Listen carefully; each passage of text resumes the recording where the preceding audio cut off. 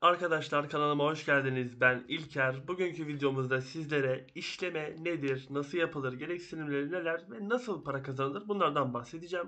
Konumuza girmeden önce sizden bir ricam var. Kanalı abone olup videoyu beğenirseniz beni çok mutlu edersiniz, motive edersiniz. Ben de sizlere daha fazla video çekmeye çalışırım diyelim. Şimdi hemen konumuza geçelim. Arkadaşlar işleme nedir? Kısaca özetleyelim. İşleme oyundaki birçok life skill ile bağlantısı olan life skill yapıyorum ben diyen, yani ben life skill yapıyorum diyorsan işlemeyi kesin kullanman gerekiyor. Çünkü birçok life skill'e doğrudan etki ediyor arkadaşlar. Sadece life skill değil, hatta grind atan adamlar bile zaman zaman işlemeyi kullanırlar. Tabi onlar çok fazla ekipman kullanmadan yapılan işlemeler yapılıyor. İşte kapras taşı yapmak gibi falan. İşlemenin herkesin bildiğine eminim.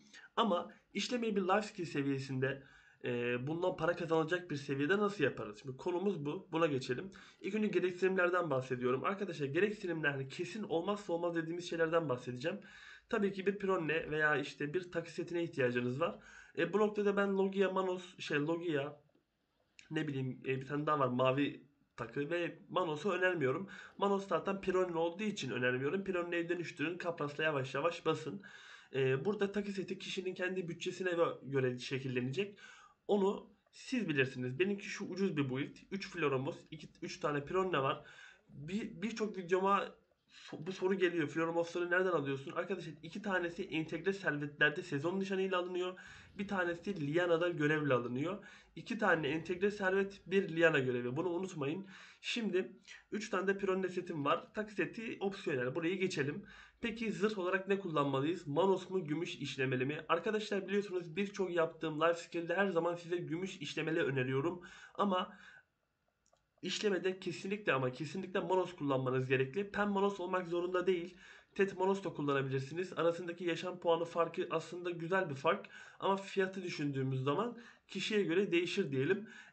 Az sonra anlatacaklarımdan sonra siz karar verirsiniz buna. Tabii ki bir işleme taşına ihtiyacımız var. İşleme taşı bu işte olmazsa olmazımız arkadaşlar. Bu işleme taşının seviyesi tabii yine opsiyonel. Tet Monos veya Pen Monos olacak. Bu ikisinden birini kullanacaksınız. Farklı bir taş kullanmak pek mantıklı değil. Çünkü işleme çok rasyonel bir life skill. Üzerine taktığın set kadar hızlı yapıyorsun. Üzerine set takmazsan yavaş yapıyorsun. Çok net yani. Bir artı bir 2 gibi bir şey yani kısacası. Burada Manos işleme taşını tet veya pen.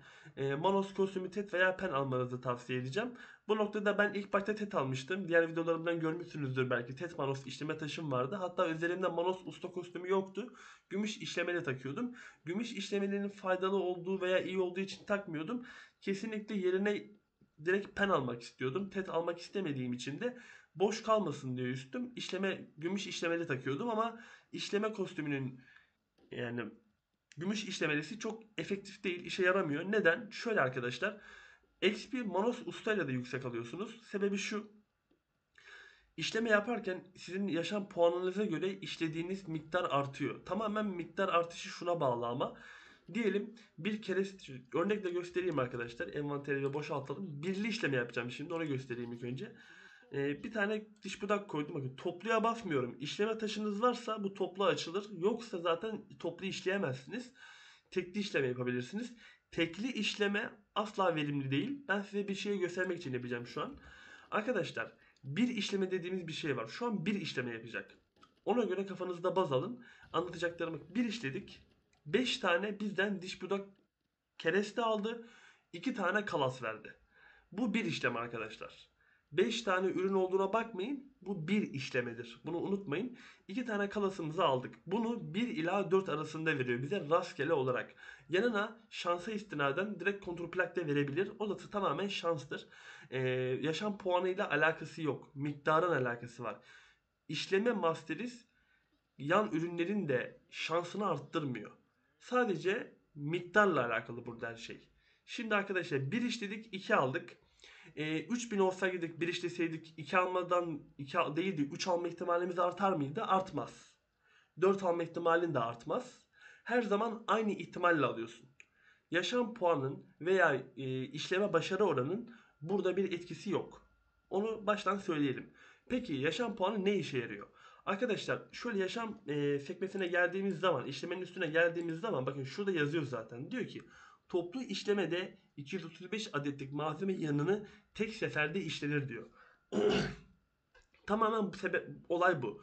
Toplu işlerken ne kadar yüksek yaşam puanın varsa o kadar çok malzemeyi tekte işliyorsun. Miktar farkı yok. Yine 1 ila 4 arasında alıyorsun. Şans farkı. Yani herhangi bir yüksek oran alma ihtimalini yükseltmiyor. Sadece çok işliyorsun. Yani 10.000 tane kalas işleyip, 10.000 tane kereste işleyip 5.000 tane kalas elde ediyorsan 2000 masterizde 3.000'e de aynı elde edersin. 1000 masterizde de aynı miktarı elde edersin. Buradaki masterizin farkı şudur. 3000'de 10.000 tane keresteyi işlediğin süre çok kısalır. 1000 masterizde de çok uzar. Çünkü burada 235 adetlik değil de 50 adetlik malzemeyi tekte üretir. Envanterine 100 tane kalas gelir. 3000'de işlersin 600 tane 700 tane kalas gelir tek seferde. Bu yani net olsun, burayı iyice anladığımıza göre burada kafamızda şöyle bir olay canlanmaya başlıyor. Bu olay nedir? Tamam, işlemi yapıyoruz. Masteriz çok çok önemli. Neden? Çünkü doğrudan zamanı etkiliyor. Senin üzerindeki set ne kadar kuvvetliyse o kadar hızlı işliyorsun. Hızlı işlersen zaman sana arta kalır. Kalan zamanda da başka işler yaparsın, para kasarsın. İşlemenin başına oturup saatlerce işleme yaparsan ve bu saatlerce işlemenin karşılığında da az bir ürün işlersen verimsiz bir vakit geçirmiş olursun. Burası Bu da ne demek oluyor? Üzerimizdeki yaşam puanı işlemede olabildiğince yüksek olmalı. Olabildiğince yüksek olmalı. Ben de o yüzden Manos işleme taşı, en az TET veya PEN, usta kostümü TET veya PEN takılarımız da ne kadar yüksek olsa o kadar iyi olur aslında. Bunun yanı sıra işleme yaparken şu an işleme yaparken kullanacağımız yaşam taşı. Ben kan kullanıyorum. Neden? Birincisi, işleme yaparken AFK yapıyorum. Kanı bakın aktifleştirmiyorum. Trend de kullanabilirdim. Aktifleştirdiğim zaman trend tabii ki üzerindeki buff'ları, X buff'larını alacağım. Ama kanı aktifleştirmeden de aşağıda bir etkisi var. Bakın, eşya etkisi artı 25 yazıyor. Bütün yaşam becerilerini artı 25 arttırıyor. Şuraya basıp açmasanız bile 25'i alıyorsunuz. Bu 25 de bizim işleme miktarımızı arttırıyor doğrudan. O yüzden ben kan kullanıyorum. Hani exp kasmak için trend basıp aktif edilir mi? Edilir. Niye edilmesin? Ama şöyle bir sıkıntı doğuyor o zaman da. Ben uzun süreler işleme yapıyorum. Sürekli mistik ruh tozuyla kimya taşı yenilemem gerekiyor. Sürekli pazardan al, çek, mistik ruh taşı yap, kimya taşı yenile. Yoruluyorum, gerek görmüyorum. Önemlidir aslında yaşam puanında, yaşam XP çok önemli işlemenin. Ama ben buna gerek görmedim. Zaten işlemede çok zor kasılan bir yaşam becerisi değil. AFK yapılıyor zaten. Yarı AFK diyebilirim bu arada. Bilgisayarın başından uzun sürede ayrılamıyorsunuz. Çünkü envanter doluyor. Usta 21'im, guru 21'im pardon. Kolay kasılıyor zaten. O yüzden pek gerek görmedim. Şimdi bunun yanı sıra hangi taşları kullanmalıyız? Ben bütün life skill'lerde zaten hayat kristali kullanıyorum. Exp almak için. Çünkü hayat kristalinin verdiği exp oranı çok yüksek. %75 exp veriyor arkadaşlar. Bayağı sağlam bir oran. Yani düşünün, oyun bir etkinlik getiriyor. Yaşam exp eventi getiriyor. %50 exp eventi var diye herkes yaşam yapıyor. Buradan 75 alıyorsun yani. Bayağı yüksek. Oyunun getirdiği etkinlikten bile yüksek oluyor zaman zaman. Ben bütün life skill'lerde kesinlikle hayat kullanıyorum. İstisnasız. Onu baştan söyleyelim. Bunun yanı sıra şu an işlemi yaparken oyuna yeni başlayan kişilerin dikkatini çeken bir şey vardır. Ben depodan işliyorum. Bunu nasıl yapıyorum? Arkadaşlar şöyle bir şey var. Normalde işleme dediğimiz olay, depoyu açarsın. Depodaki herhangi bir işleyeceğin malzemeyi envanterine alırsın. Mesela sedir kereste alırsın 2000 tane. Açarsın L'yi, kesmeye tıklarsın, sediri koyarsın. Toplu işlemeye basarsın, işlemeye başlar. Ama tabii ki envanterine aldığın bu kereste ağırlık yaratır. Sürekli envanterde al bırak al bırak yapmak durumunda kalırsın. Bunu kolaylaştıracağımız yol bir tane kostümle oluyor. Tabii bu da pay to win bir kostüm. Bu kostüm bize ne avantaj sağlıyor? Depoya tıkladığımız zaman şurada bir işleme sekmesi geliyor. Buraya tıklıyorsun. İşleme ekranı açılıyor. Doğrudan deponun içerisinden işliyor. Seçiyorsun ürünü. Toplu işlemeye basıyorsun. Envanterimizde herhangi bir malzeme yok. Herhangi bir ürün yok. Depodan alıyor. İşliyor. İşlenmiş olanı envanterimize getiriyor arkadaşlar. Buraya koyuyor. O yüzden bu kostüm aslında bayağı işimizi kolaylaştırıyor. Hani normalde şöyle söylemem. Birçok life skill'de derim ki pay to win kostümleri almasanız da olur derim. Ama bu Venesil kostümü bayağı işe yarıyor arkadaşlar. Onu söyleyeyim, yani bunu almak neredeyse farz gibi işlemi yapacağınız noktada. Tabi işlemi nerede kullanacağımıza göre de değişir. Arada bir işliyorsan almazsın da. yoğun bir işleme yapacaksan, ona göre bir life skill çalışman varsa Venesil şart olur. Onu da söylemiş bulunalım arkadaşlar. Bu noktada eser setine geçelim. Arkadaşlar benim şu an işleme ile alakalı herhangi bir eser setim yok. Çünkü işleme eser setini Masterize X veriyor tabii ki. Fena değil, güzel ama ben işleme eserim de yok diye biliyorum. Aynen, işleme eserim yok çünkü yapacaktım. Hala işleme eseri elde edemedim. İşleme eseri nasıl elde ediyoruz? Aşçılık teslimatı yaparak, imparatorluk teslimatı yaparsanız size işleme eseri verebiliyor arkadaşlar. İşleme eseri elde ettiğim zaman da içerisine kesinlikle ağırlık limiti set edeceğim arkadaşlar. Ağırlık limiti set edeceğim. Çünkü işlemede ağırlık çok çok önemli. Bu da diğer konumuza geçiriyor bizi. Arkadaşlar gördüğünüz gibi depodan işlediğimiz ürün envanterimize geliyor. Yani bizim envanterimizin ağırlık limiti ne kadar yüksekse biz o kadar uzun süre işleme yapabiliyoruz. Yani bu AFK bir iş olduğu için de biz işlemeye bırakıp gideceğiz. Mesela nedir?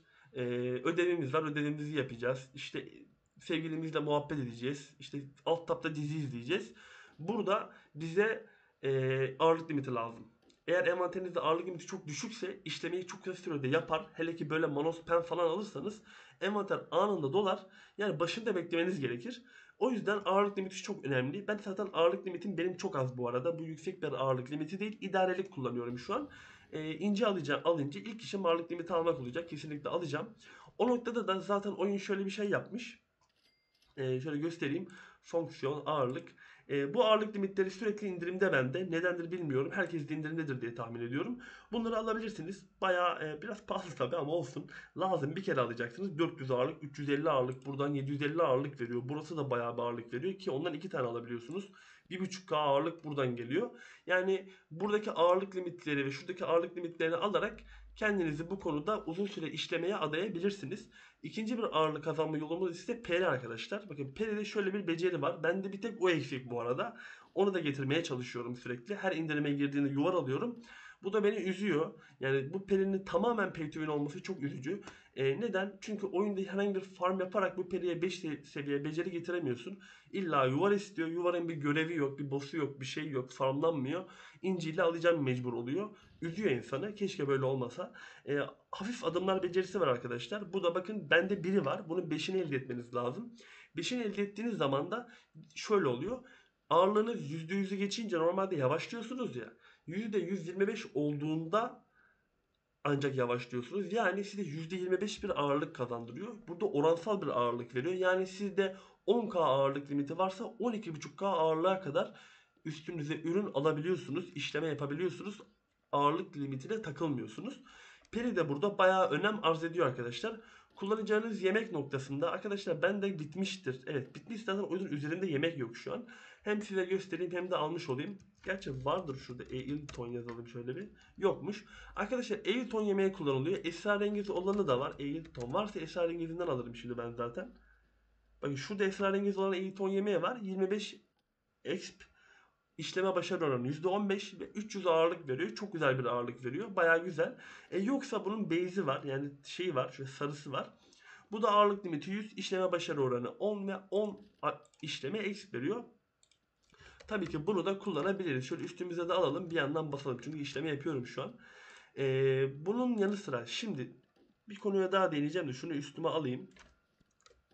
Aynen, şöyle basalım bir de. Bunu böyle basamam muhtemelen de şuradan periden bastıralım.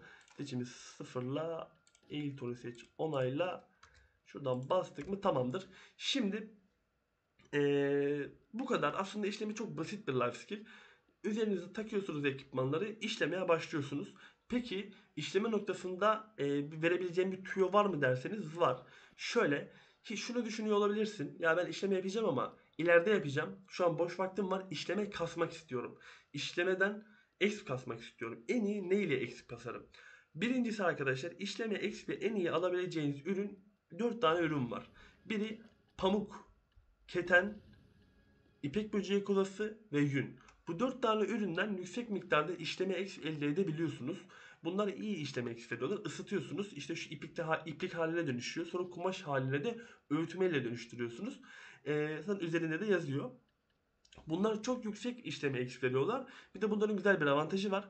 Bunların ağırlık limiti 0-10 litre. Yani 2000 ağırlığınız varsa Bundan üzerinize 20.000 tane depolayabiliyorsunuz. Bu da size çok uzun süre bir işleme yapma olanağı tanıyor. Hele ki 5K ağırlığınız varsa 50.000 tane üzerinize gelebiliyor. Üzerinize 50.000 tane alasıya kadar işleme yapıyor. Uzun süre AFK kalabiliyorsun. Hem işleme yapıp ez kasmış oluyorsun. Hem de bunların pamuk keten bunların kumaş halleri var. Kumaş halleri değerlidir bu arada.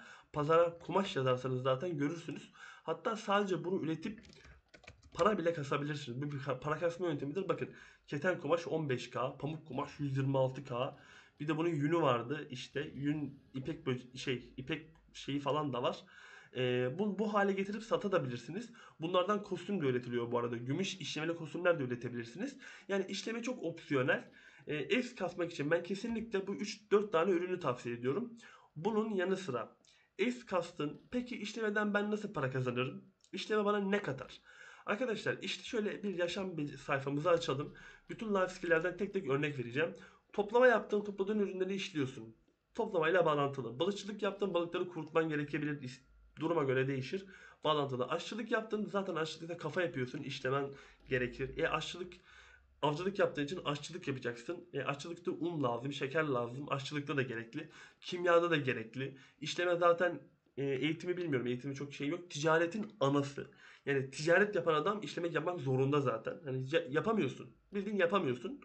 Ticaret yapmak istiyorsan işleme yapman gerek ki zaten en iyi para da işleme ticaret kombinasyonunda var bu arada. Aslında oraya da geleceğim. Yani kısacası işleme bütün life skill'lerde var. İşlem ücretinizin iyi olması gerek. Büyük zaman kazanabilmeniz için. Peki işlemeden hangi para kazanma yolları var? Ben bundan nasıl para kazanırım? Birincisi şu. Hemen şöyle bir sayfamı açayım. Şöyle bir kapatalım. Arkadaşlar BDOLitics'e geldik yine. Gerçekten yaşam yapan insanların bayağı işine yarayan bir sayfa. Şöyle yaşama tıklayıp işlemeye tıklıyorsun arkadaşlar. Sayfa açılıyor önüne. Bakıyorsun ki ben buradan ne işleyeyim ve nasıl para kazanayım. Saf plütonyum kristali tıkladın. Ne istiyor bizden? Metal çözücü, kimya gerektirir. Kimya gerektirip kimya ile üretip yanına da plütonyum külçe yapıp kendine bir saf plütonyum kristali yapabilirsin. Bu arada saf platinyum kristalinin fiyatı gerçekten yüksektir diye tahmin ediyorum. Saf platinyum hemen açalım şöyle. Bakın 2,5M tanesi. Pazarda var ama bu çok iyi satılan bir şey. Satılır yani. Elinizde kalma mümkün değil, kalmaz. Buradan bakarak istediğiniz ürünü üretebilirsiniz. Saf demir, saf bakır, saf kalay, saf çinko. Birçok malzemede işleme gerekli oluyor. Sayfa değiştiriyorsunuz. Bakın opal var, vanadyumu var bunun. Safiri var, osu var, busu var. Buradan açarsın, hangi malzemelerin varsa buradan işleyip merkez pazara satabilirsin. Bu en temel mantığıdır. Hani bu çok verimli midir? Merkez pazarda zor olan bir ürünü elde bulup işlersen, onu satarsan tabii ki sürekli para kazanırsın. Ama merkez pazarda zaten siparişte olan ürünü bulman mesele. Bulman biraz zor olabilir. Ama para kazanılır mı? Kesinlikle kazanılır. Birinci yöntemimiz bu. İkinci yöntemimiz, arkadaşlar herkes bunu artık biliyordur diye tahmin ediyorum. İşleme ticaretin ana life skill'i. Ben zaten şu an ticaret için işleme yapıyorum. Şimdi ondan biraz bahsedelim. Ticaret yapmak kafana geliyorsam, aklında varsa, burada kartlara bırakıyorum videosunu. Benim bir ticaret rehberim de var. Oradan izleyebilirsin. Biraz eskidir ama bilgiler güncel. Yani işinize yarar diye tahmin ediyorum. Arkadaşlar, kontur plak, işte çelik, pirinç. Bakın Valencia depomda yapıyorum. Çelik, işte vanadyum yapıyorum. İşte kontur plakları buraya biriktiriyorum. Ne diyeyim, işte çelik sandığı, pirinç sandığı, serendiya sandığı, kalpiyon sandığı yapıyorsunuz. Bakın mesela bir örnek vermek istiyorum. Burada 1400 tane kalpiyon kereste sandığı var. Bunun şu anki satış fiyatı, ben bunu gidip ticaretçiye satarsam 1 TL para elde edeceğim bundan.